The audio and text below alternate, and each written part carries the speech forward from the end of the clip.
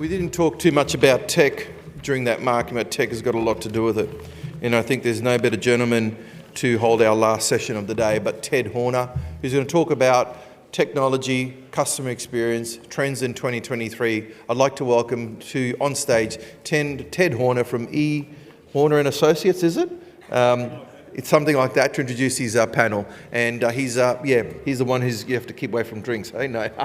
All right, Ted, please. Welcome, Ted. Thank you very much. Could my panel please join me up on stage? Where is my panel? Thank you. My late father said to me many years ago, never get between a man and a drink. Somehow I often seen myself as the last session of the day, and invariably in all conferences there is always a bit of slippage. So, Adrian, I don't think we're going to finish right on 5 o'clock. Is that okay? So, rather than introduce these gentlemen, all going to introduce themselves, because I think they'll do a far better job than I will. So, starting from the end, Nick. Hey, I'm Nick, Head of Revenue and Innovation for Spices Retreats. Hi, Ben Wrigley, Director of IT, Ovolo Hotel Group. Sihil, Piyasiri, Head of IT. I got a really long title, but it is Head of IT. EMEA is, I look after SEAK and JPAC for IHG Hotels. Kristin, Carville, I'm the Director of Sales for Australia, New Zealand and the Pacific for Agilysys. Thank you very much, gentlemen. So, Sihil, first question. And there's no excuse for these people not answering these questions well, because they were sent them in advance. So if they stumble on their own questions, you can look at them. Sihil, what is IHG's mobility strategy for IHG Reward members? You mean IHG One Rewards members? Sorry. My apologies. Okay. So, as you know, I did not write this question, just to clarify. That came from you. So, as you know, that we released IHG One Rewards app middle of last year. So the whole idea of the IHG One Rewards app is to give our guests, our loyal members, really what they want to do on the palm of their hand, right? So all the features, everything that we release, it is onto this app.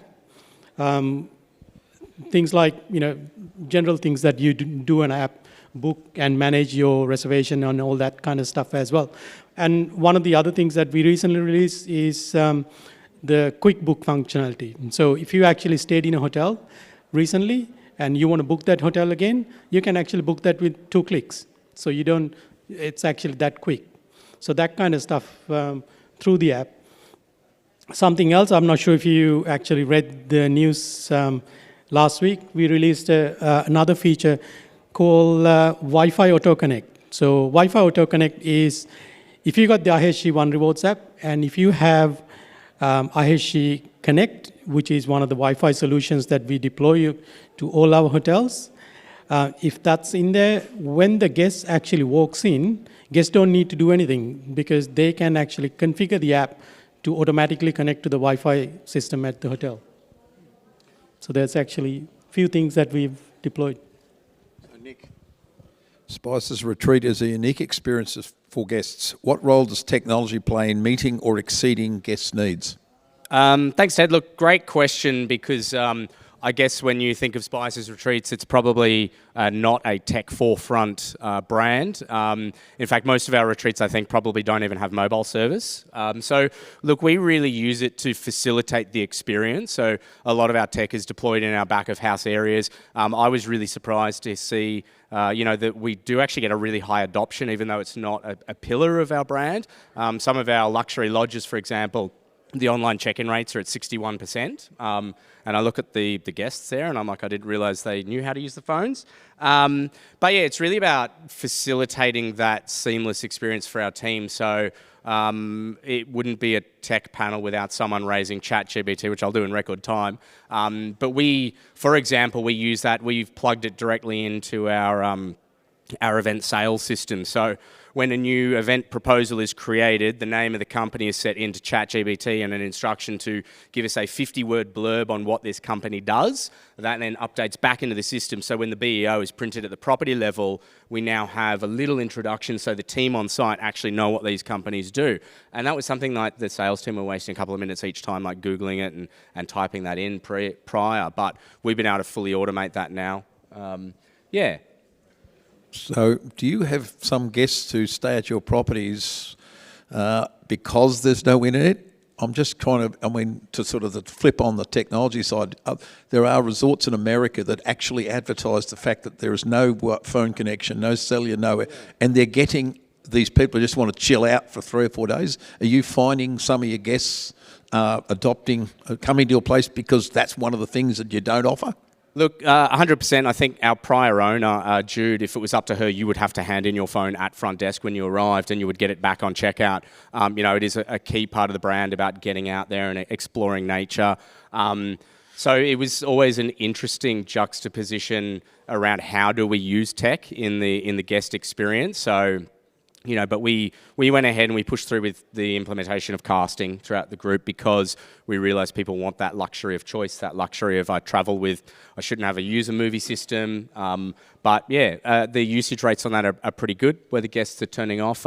We are looking at QR ordering in some properties, but mainly as the convenience. We've got some really large properties where the pool may be located further away from the main building and they're all inclusive. And, at that ability that someone doesn't want to have to get up from the pool and walk all the way back to the main building to go, I need another drink. So looking at how we can facilitate that through mobile ordering. So Ben, you've been embracing the cloud and rolling out your cloud-based PMS. How's that gone? And for those who may have still been thinking about moving to the cloud, perhaps you could outline the issues, the challenges, the benefits that have come to Ovolo Group as a result of you moving to the cloud for your property management system?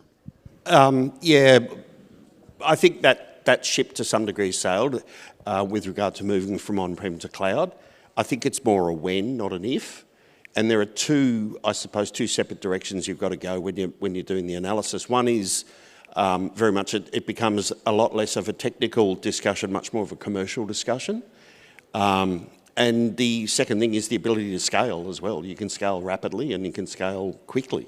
When you take the sort of, I suppose, the old barriers away, things like having to have air-conditioned computer rooms and servers on site and backups and all those sort of annoying technology issues, the whole decision changes and the experience changes. It's good. I highly recommend it. So, Kristin, as the only vendor on the panel, what do you think are the 3 new technologies that hotels should be looking at moving forward? First one I think would be mobile technology and mobility. Obviously, we all have one of these. And as I've looked around the room today and seen people in and around the pre-function area, how many of us today have been looking at our emails on our phone and having that access and still working while we're out here?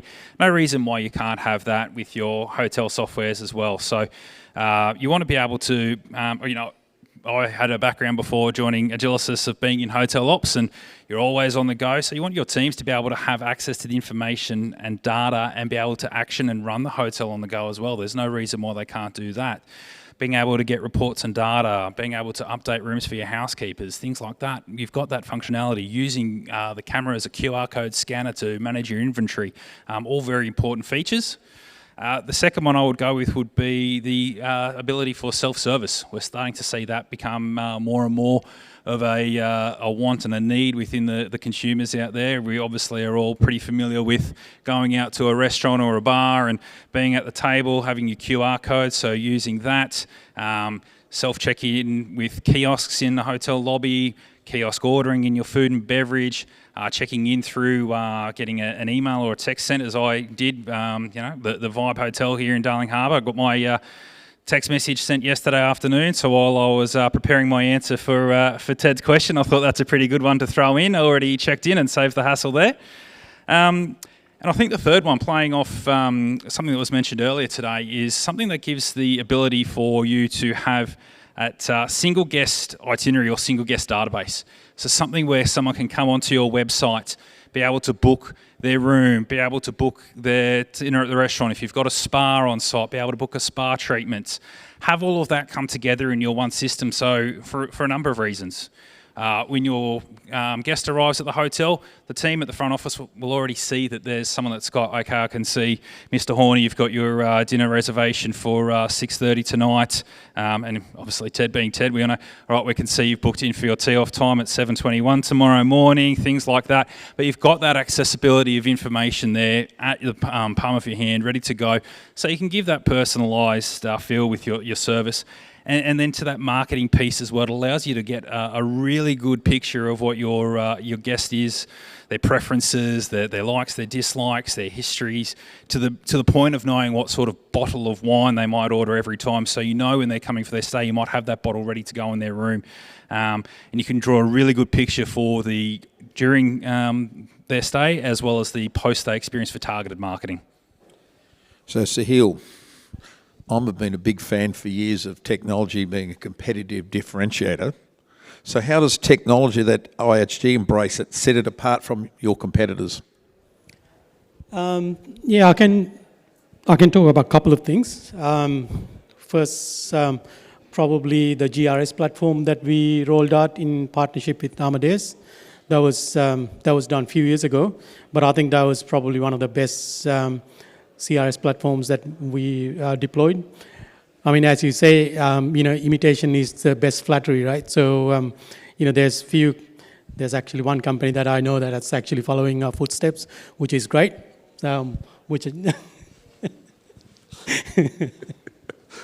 Just saying, I'm not naming anyone. And at the same time, one of the other things that I want to mention is IHG Connect. So IHG Connect is a Wi-Fi platform that I mentioned that we rolled out to hotels for all our brands, and the platform is actually built onto our standard. It's not built onto a vendor standard. So we actually specify how it's built and the process that they go through as well. And the other really good thing is that connects to our loyalty platform. So what that does, it allows our members to connect to the system as they come in. That was the exact reason when we were able to do Wi-Fi Auto Connect through the IHG One Rewards app, right? So they're the things that I think it actually really set us apart from the competition. So if you're not an IHG loyalty member, you don't get access to some of these things? If you're not an IHG loyalty member, there are other ways to access them. So you can actually use your last name, room number, and that kind of stuff to access internet, or get a code from the front desk, that kind of stuff, right? But what we are doing is we're actually going that extra, step to give our members, the loyalty members, because I think, as you heard in the earlier panel, loyalty is everything, right? You want to get the customers back. You want to get our guests back to the hotels, and the loyalty plays a big part. So when we actually give that easier access to our members, that actually goes a long way. So if I'm an IHG loyalty member, I just want to drop into one of your properties to meet someone for a coffee, as soon as I walk into the building, is that how it works, or do I have to physically check into the hotel to a room before the automatic thing kicks in? No, you don't need to check in at all. So you can actually walk into any one of our restaurants and bars which actually has IHG Connect deployed. You're automatically connected. Yeah. And one thing I want to mention is that connection, I mean, we actually value the privacy, right? So that is the control of that connections given to the guests. So in the IHG One Rewards app, there is an option to that say turn on Wi-Fi Auto Connect. So the guests actually have to go and do that. So that way they give consent. So Nick, with new owners, I might be something to do with that, seeing I do consult to the Salter Brothers as a plug. What other technologies is Spices look at investing over the next few years, and do you think your new owners will be keen to follow through on that? Yeah, 100%. Look, it's an interesting challenge. I think they had set the mandate to be the largest hotel owner in Australia. I think they've already hit that, and no one's cancelled Steve Scarrett's credit card yet, so he keeps seeming to adding buildings. So it's really interesting because traditionally Spices, we've been open API cloud first, 100% cloud-based with quite an efficient and automated tech stack sort of from design some time ago, whereas now, we've gone from 1 to 3 PMSs in the group. We're going to 2 CRMs, and so now the focus is like integrating the newer properties coming into the group, because we're no longer Spices and e.g. we're now looking at one platform to manage multiple group, the Escarpment Group. So we're now looking at what is the best in class. We've inherited a bunch of new technology. We're seeing it from the customer's perspective without ever going through the sales pitch. So we're really looking at each piece of tech individually, ascertaining its value, and what is the best in class moving forward for the group. So it would be remiss of me, because there's a piece of intelligence or artificial intelligence that's risen to the top, and some of my owners see a headline and call me up and say, Ted, so I'm going to ask each of the panel members to give their take on Chat GPT. This is the most interesting word. AI, artificial intelligence, has been around a long time, but since Microsoft has invested in their company, and then you've got Google with their Bard and others. So, Nick, why don't I start with you? I know that wasn't one of the questions, but I think I think I'm going to get 4 different answers, I suspect. Probably. But let's start with you, and we'll work our way down and see what everybody has to say about ChatGPT. I think that no one can deny it's get on board or be left behind. I think that us hoteliers tend to struggle and understand what the correlation between AI and the everyday business of running our hotels. So again, for example, my team run an email address called Systems@Spices. We take about 250 emails a day from our internal team members, and it could be anything from change the price of a minibar item to change a rate, looking at a restriction, or I can't log into something. We now don't even read that email. By the time it is literally received, within a second, it is sent to ChatGPT, who categorises it. So we issue an instruction saying it's one of these 6 categories. That then creates a work order in Trello for us. It tags the appropriate person in the team. So basically what we've done is used it to remove the delay and the team member that we need to read every incoming email and go, that's a revenue management job and goes to this team. That's a price change, needs to go to this person. So I think hoteliers really struggle to understand the use cases around it. But yeah, we are using it actively every minute, basically. Ben? I think what you said before, Ted, is very accurate. AI has been around for quite some time. What ChatGPT's done is commoditised it and made it a product that anybody can access, basically. The APIs are very simple, they're very easy to use, and they're very easy to connect other systems to.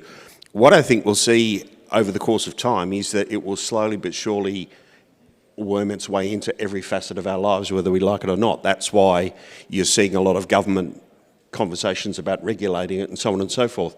But there will be a consolidation of companies who are able to use ChatGPT type AI properly and make it valuable. That's what I see happening moving forward. Without a doubt, it will benefit the hospitality industry dramatically, because that key knowledge that people look for when they're in an unfamiliar place will be achievable very, very easily. Sihil? Yeah, you were expecting different answers, but I think I actually agree, because I think ChatGPT did bring up the AI, but I think we've been using AI for a while, right? So a lot of the revenue management systems, a lot of the other things that actually looks at data does use AI, and that's what the company's been doing. So what ChatGPT did is to actually bring that forward and make it easier for people to connect. And we all have to get on board, because it is going to be part of our lives. As a vendor, how is Agilysys embracing AI and ChatGPT in the new versions of the software that are coming up? Look, it's certainly something that we are taking on board and embracing for areas that we're able to help with the service optimization in the hotel. So again, these things like room service orders, guest requests, things like that, you can factor that into the system as well. So that way, when a guest does want to place an order, they can just simply say, look, I'd like to order steak, well done, this sauce, whatever else, and that will send straight through to your point of sale system and automatically then go into the kitchen. Guest requests, where they might want some extra towels, you're just going to be able to use GPT functionality to have that then go into your service optimization platforms and again send that directly through. And that's going to help in a lot of areas. So one, there's the guest frustration. You know, how many times have we gone to a hotel and we've gone to call down to reception or call room service, and the poor people on the desk are absolutely flat out and so not able to answer the phone. We don't know that. We're getting frustrated. So, it's getting that angst there for the staff. They are feeling the pressure because they know the phone's ringing. They know they're trying to help out people.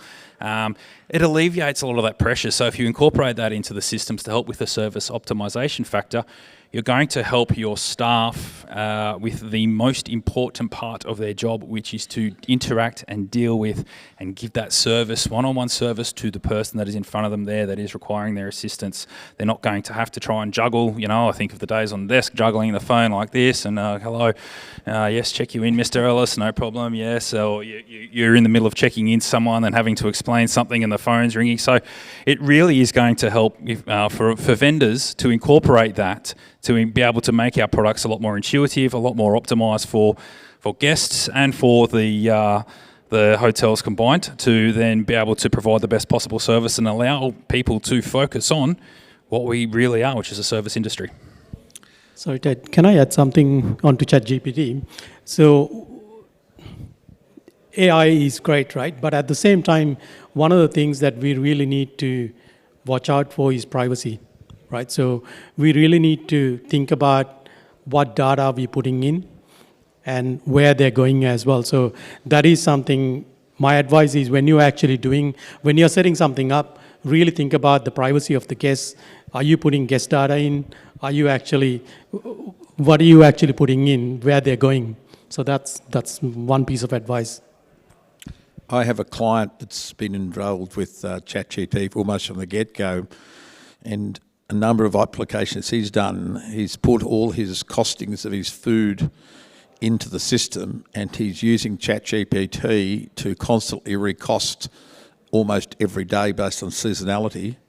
He's also looking at the items on his menu he's sold and asking ChatGPT to come up with suggestions to alternate things that would be sellers. Also, he's put the skill level of his cooks on board, and they're telling him that if you want that particular item, you're going to have to get better chefs than you've got. But we also should remember that it is not 100% accurate. The same gentleman also put a whole heap of TripAdvisor information to chat and asked it to produce a sort of a recommendation about why people should come to his resort. And it came back and said that they need to be careful for sharks. And there are no sharks in the Cook Islands, trust me. But so you be careful. But sometimes we have to be careful. Like when ChatGPT first came out, I decided to ask it a question about myself, and I put in E. Horner Associates, and it came back and said more information. And it came back with 2 paragraphs of my website. I then asked for it to tell me what E. Horner Associates clients are. All of my clients are on my website, and it came back and said, that's a confidential question. You would need to go to Ted or E. Horner Associate, ask them who the clients were. So it was making some decision. But the one thing about ChatGPT is if you keep asking a question and you then put more information, it will keep refining the questions and eventually, I saw an example recently where the particular client put 10 variations, and it kept refining down to, in actual fact, that I was scared because I asked my client to use it, and I said, I've got to go to a conference, and not this one, but I was speaking overseas a couple of weeks ago. What are the questions that I should ask this audience? And we kept refining it, and I've looked at the questions ChatGPT has come up with. Oh my God, I hadn't even thought about those particular questions. So imagine a ChatGPT example for political journalists in the future. They're going to be interviewing a politician, and they're going to ask ChatGPT to tell them what that politician said 5 years ago, and they're going to start coming back. I just wonder where all this is going to go, and I'm quite interested in all the leading luminaries in this marketplace saying, hey, for human extension, etc., we need to put some guardrails around it so it doesn't get out of control. One last question. I know I've got 1.5 minutes. Quick answer for each one. Here's $1 million. What area of technology would you put into your hotel if you had $1 million? I have an idea for an app if anyone wants to fund me, but it's probably not specifically a hotel one. Look, we will definitely be going back. I really enjoyed Patricia's presentation this morning. So looking into Chinese payments and Chinese distribution. I don't know if that'll be the full $1 million. If it is, it's probably overpriced. Ben? Anything that enhances direct booking and makes that direct booking experience more friction-free. Sihil? I would actually leave that to the general manager of the hotel because he's the one who knows what the problems are, right? I wouldn't go and pick the technology. I would actually ask him what the issues are so we can actually bring the technology into the hotel. Kristin? I would put in a system where you've got that single guest database, everything speaking together to give you that holistic view of your guests to be able to give them the better service and better detail. There's a magazine every year in the United States called Hospitality Technology, and they survey 18,000 people in the industry across the globe. The number one item moving forward, and it's what Nick referred to, contactless payments. We are a long way behind. America's even further behind, by the way, but we are a long way behind Japan, South Korea, Taiwan, and China in terms of our payments. And if we want those guests to come to our properties, we have to embrace the technology they have. And at the moment, we're not there yet. And I think you're going to see a revolution in contactless payment methodology globally around the world. So on that note, would you please thank my 4 panel members for their contribution?